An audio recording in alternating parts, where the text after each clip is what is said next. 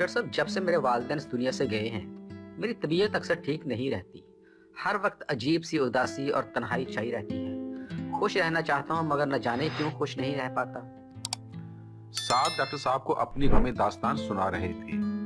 जी मैं आपका गम समझ सकता हूँ। आप एक काम करें कि आप अपनी तन्हाई को दूर करने के लिए कोई बिल्ली या कोई परिंदा पाल लें। इससे ये होगा कि आप अपने आप को तन्हा फील नहीं करेंगे। ठीक है डॉक्टर साहब, मैं ऐसा ही करता। ये कहकर साद डॉक्टर साहब के क्लिनिक से बाहर आ गए। कोई परिंदा खरीदने के लिए अभी वो किसी मार्केट में गए ही थे कि उसने देखा कि एक साहब अपने छोटे बेटे के साथ एक परिंदा बेचने के लिए वहां पर खड़े थे।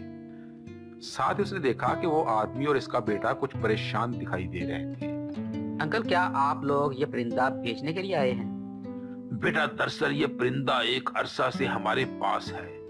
हम इसे बेचना तो नहीं चाहते क्योंकि ये मेरा बेटा इस परिंदे से बहुत प्यार करता है, लेकिन अब माली हालात कुछ खराब हो गए हैं जिस वजह से इसे बेचकर हम कुछ पैसे हासिल करना चाहते हैं। ये सुनकर साद के दिल में यह ख्याल पैदा हुआ कि उसे इसी परिंदे को खरीद लेना चाहिए।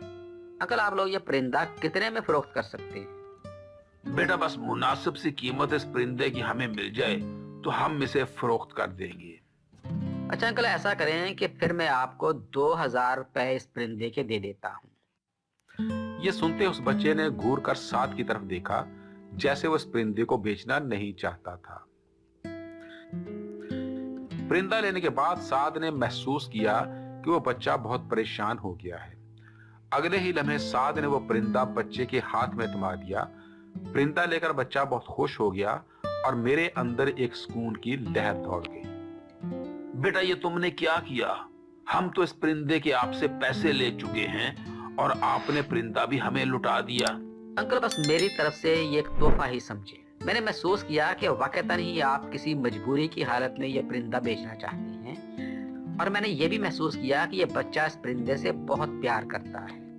वो बात तो ठीक है बेटा, लेकिन आपने हमें पैसे भी दे दिए हैं और परिंदा भी हमें वापस कर दिया।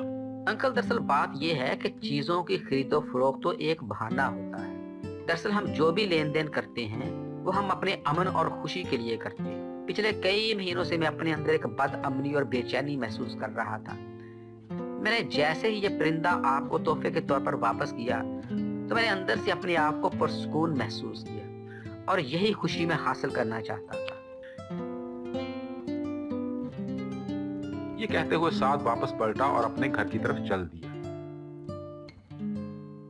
तो प्यारे बच्चों, दूसरों का एहसास करने से जो हमें अंदर से खुशी मिलती है वो महज अपनी ही ख्वाहिशात को पूरा करने से मुयस्सर नहीं आती।